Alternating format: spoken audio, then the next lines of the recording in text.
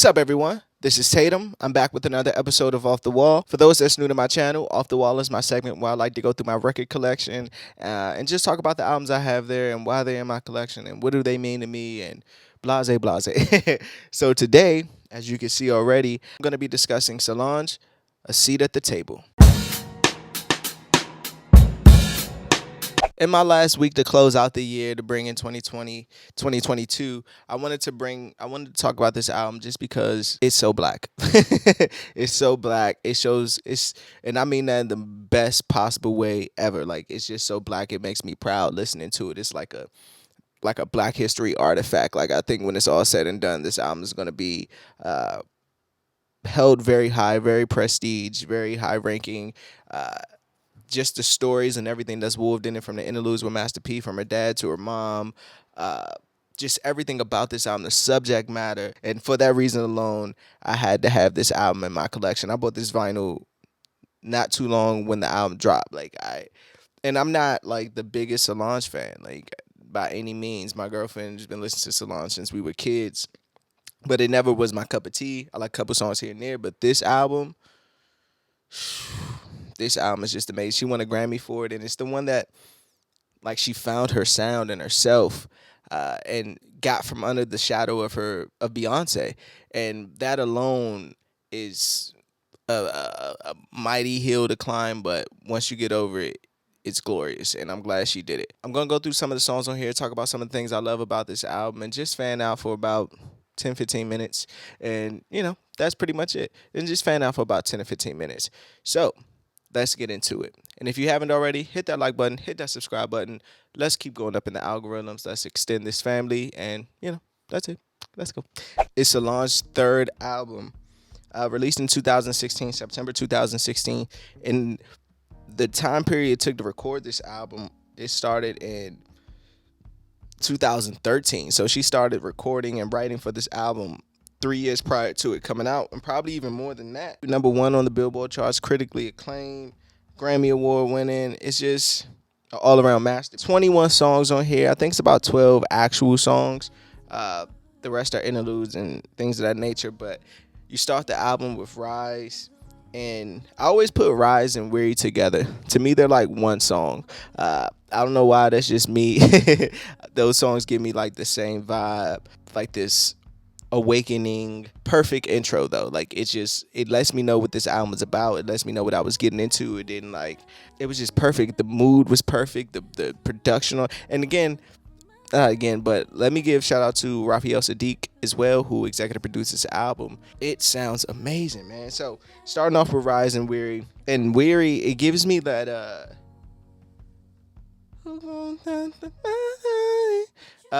sorry, I just did it. That gave me those drums on there gives me like a Jill Scott neo soul kind of vibe to it, Erykah Badu-ish.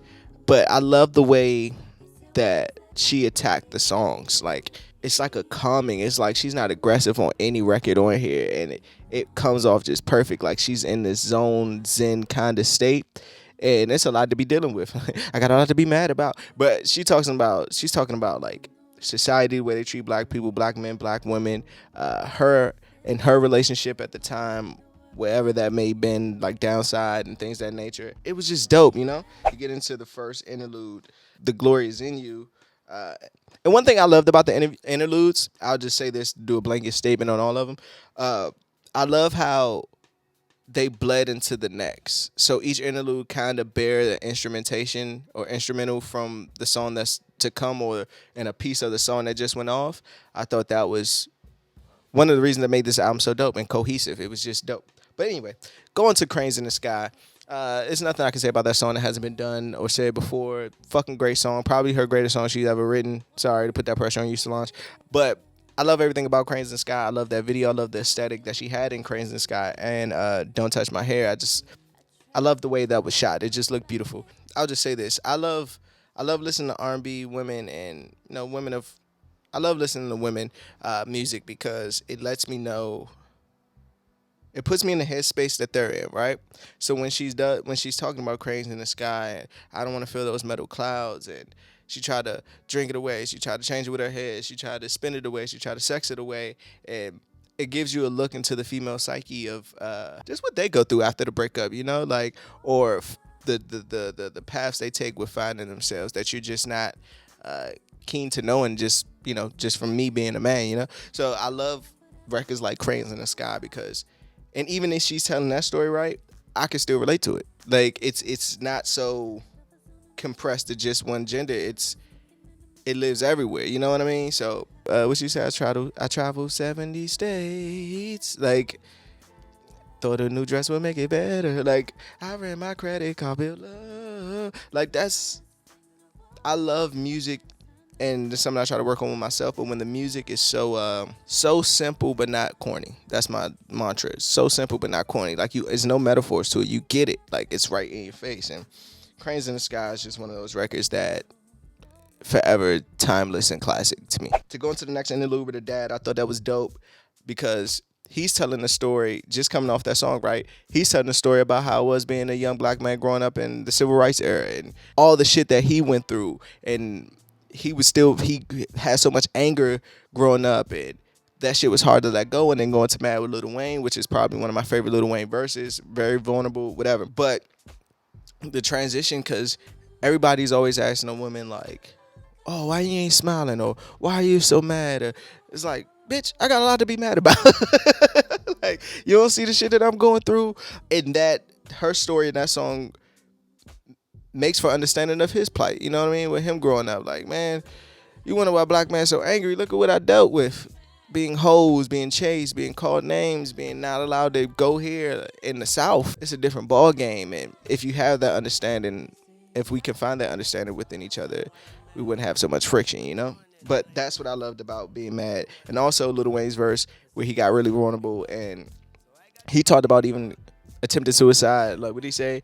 When I attempted suicide and didn't die, I remember how mad I was on that day, man. You gotta let it go for it. Get up in the way. And he's talking about cause so-and-so still owe me bucks, talking about Cash Money at the time. It's just a great, great record. And the fact that she got so many of these pieces to fit into this album. The Raphael Sadiq's her dad, Master P doing the interludes, Lil Wayne on this record, Andre 3000, Q-Tip. Like, it's so many, Kelly Rowland. It's so many things woven into this album. It just makes it so freaking beautiful. Then we go into Don't You Wait, and that beat is just so hard, bro. I wish it was a video for that. That song is just so freaking hard, bro. And one of my favorite lines come from that, so I'm just gonna save it to the end of the episode. You get her mom talking, which is dope as well. Her mom talking before Don't Touch My Hair, and how mother's talking about how she's proud to be black, and people shouldn't take that as I'm being disrespectful to your race. I'm just black and proud, like James Brown said. I'm proud to be me, and why when I lift up myself, it has to be that I'm looking down on someone else. You're oppressing me. Like, don't you see how the oppression in that?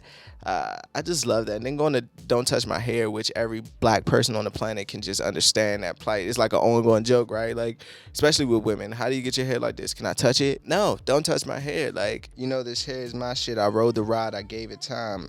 But this hair is mine. And I love that, bro. I just love that line so much. Should have been one of my favorite lines. But that line is just so dope, and it sums up everything. You don't see the struggle that went into this, so you don't get to criticize or talk or do anything. Like, just rock and just sit back and observe the greatness of this blackness. Like, that's what I love about Don't Touch My Hair. Where Do We Go always reminded me of like it hits like a Dr. Dre production is on it. Like, it sounds like a Dr. Dre beat, West Coast beat. Every time I listen to it, I get that vibe from it. Nothing really bad or good to say about the record, but that every time I hear that beat, it's just, yeah, I could get lost just listening to that beat. Forest Buys the interlude and going to Fubu the record. Again, just to have a song called Fubu on there, if you're black and what that brand or that time period means to black people, and what she talk about in the first lines is all my niggas in the whole wide world. I think that's like one of the sickest things ever. And I'm gonna go to a Solange show just to see if she performs that song, just to see how the crowd reacts. Love that record as well. It's such a dope record. Oh, my niggas. Forget it. Dreams on there. BJ Chicago Kids on that record as well. You go on the Borderlines featuring Q-Tip.